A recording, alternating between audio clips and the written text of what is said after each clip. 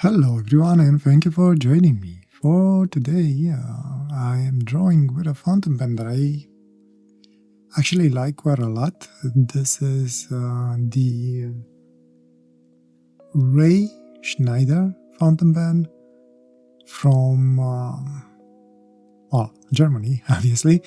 And this, I've been having it in my collection for quite a while, and I think this is kind of the last Schneider fountain pen that I have at this moment in time.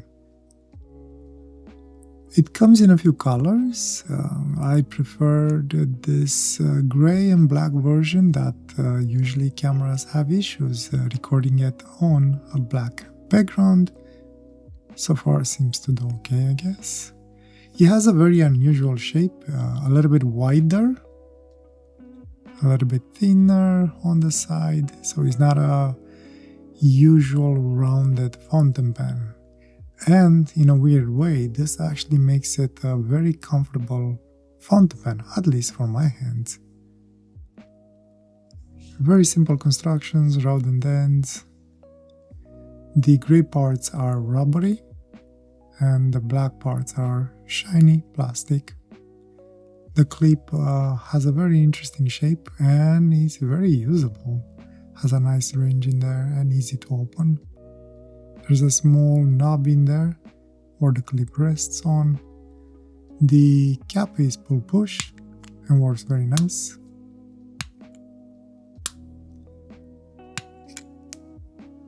Nice grip section.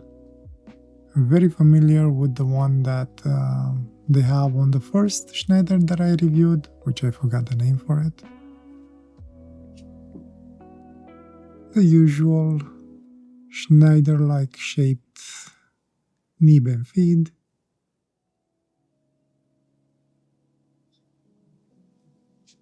This is very nice in hand, I like it, and balance-wise, pretty neutral. And the beautiful part about this is that the cap posts very nice and deep and very secure. It does make it a little bit back heavy, so for smaller hands it will be maybe a little bit difficult, but I don't think by much though. But you'll have to try it. Personally, I like it.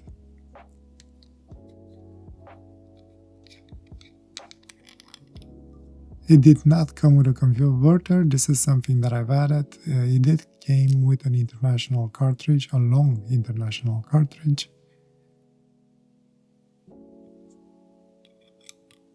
And that's about it. The only downside that I usually have with these pens, they usually come with only a medium nib, or at least I never seem to be able to find a smaller nib size. So drawing with it should be interesting. It has a very interesting wedge in there.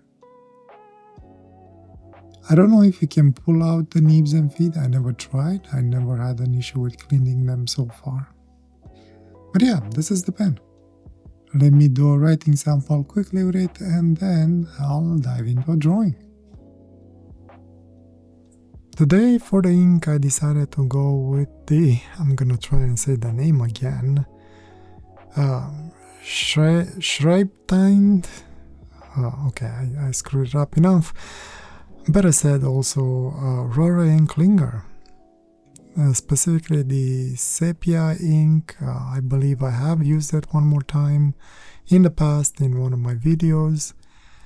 It turned out to be actually interesting. Not really a true sepia, I guess, at least not when it was drying off. And the color doesn't seem to match, at least the color on the sticker of the bottle doesn't seem to match with the actual color of the ink once it dries out. Turns out to be more like a grayish with a hint of maroon in it, I guess, or brown, but still a very pleasant ink to work with, and I guess I would say it's quite perfect for drawings. I thought it might be a perfect fit with the pen for today.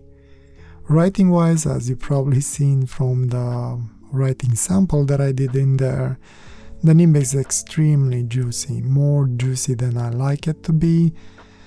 And to me, or at least to my eyes, the nib seems to be more of broad than medium. And combined with the fact that it dumps a lot of ink, it's very juicy, writing for me this will be a complete problem since I write fairly small. My letters are very small, and as you've probably seen, there's absolutely no loops in there. Everything blends in, and everything was extremely wet. As such, obviously there were no skips and no issues. However, the reverse, to my surprise, he was giving a nice fine line, a little bit scratchy, but pretty useful. I actually end up using the reverse here and there in my drawing, but definitely not a pen that I would use for writing. But if you like juicy nibs and you write a little bit larger than I do, and you like ink sheens or anything similar to it, you'll probably enjoy this pen quite a lot, especially this nib size. As such, when it came to the actual drawing, I had to be a little bit more careful and kind of try and not control. Well, actually, no. I had to not be as careful and just let myself loose and not care about the details. So I did end up using it more like a brush pen rather than anything else. So I decided to start from the center and maybe expand from there. I didn't really had anything in mind. I just had kind of an idea of a pattern, like two eyes and then something on the forehead and the mouth. So the idea, at least the idea in my head when I started, is to have 4 rhomb-like shapes, and then everything expands from there. And as it turned out, it actually turned out pretty interesting because I did like a spin on it. So as I was drawing, it felt like having like a twist pattern on it, like this being twisted on the page. And in order to highlight it a little bit better, I end up also going with an yin-yang kind of a pattern.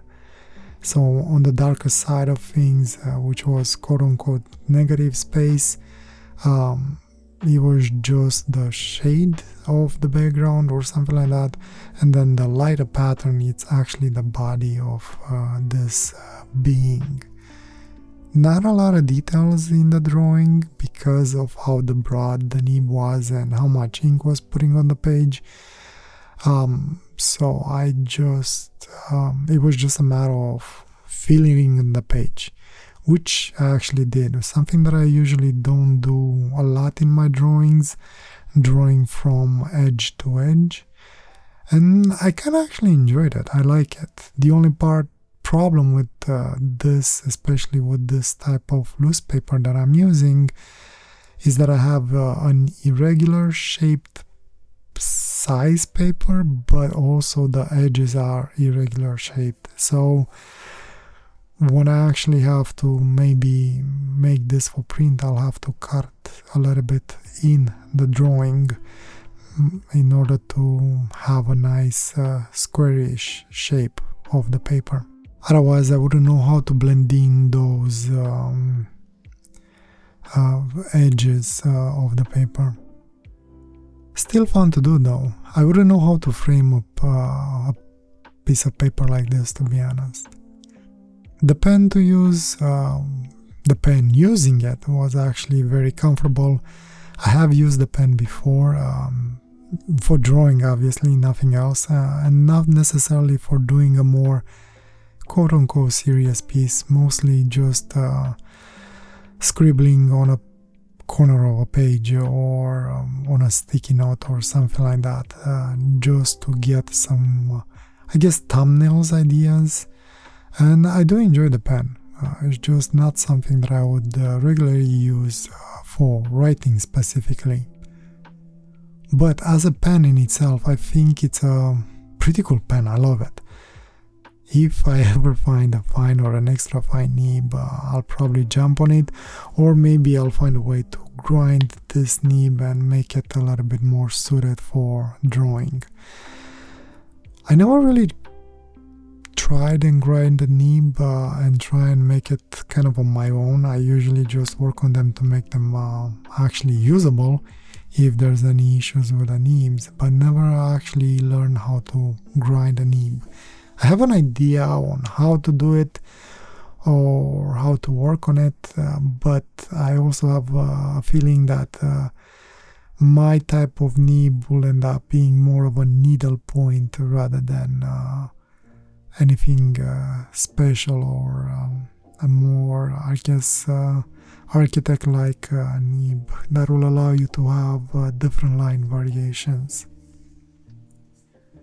Well, I guess that's because I'm more into the drawing part rather than anything else. And even if I do writing, my handwriting is pretty small.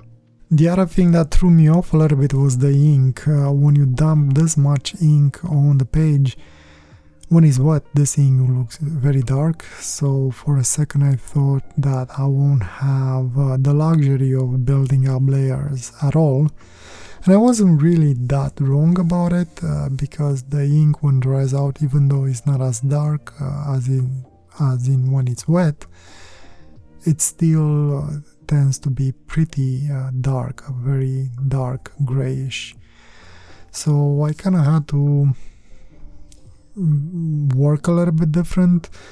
In the areas where I was trying to do lighter colors, I was very, very light on the hand, and I was trying not to put lines next to each other. And as I was grinding on the page, because of the cotton paper, it wasn't really taking a lot of ink, even though in some spots here and there it was absorbing it a little bit more than other parts. This paper feels very odd sometimes. In some spots it feels like it repels ink, and I had to do multiple passes in order for the ink to actually finally get on the page.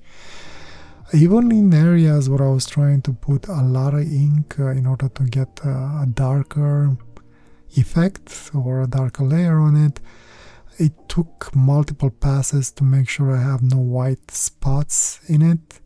Somehow he was managing to repel ink here and there, which is very odd. This whole handmade hand press paper comes with a lot of challenges, that's for sure. So I can only imagine how watercolor would work on these things. Actually, I do imagine how, because I tried out one time to have like a watercolorish background on the pages, and I had issues with the paper repelling water, so the water was actually beading on top of the page. Anyway, in the end I end up with a fairly interesting drawing. I do like it, even though it has more of a brushed like effect and nothing truly in a lot of detail in there. Even so, it actually took me about an hour and a half to complete it, but was definitely different, and I definitely enjoyed it. As for the fountain pen, the 2 thumbs up. I do love the fountain pen. Personally, I would have loved them more if it would have been an extra fine, since it's European nib. An extra fine would be probably perfect for what I need. I'll try and find one if I can. Oh, and by the way, you do get different colors for this pen. I'll try and get something more brighter next time. Anyway, fun drawing, fun pen, 100% recommended. Hopefully you love it as well. Very comfortable to hold. And that's it for today. Hopefully I'll see you next time. And until then, I wish you nothing but a wonderful day or night, whatever you are. Take care. Bye.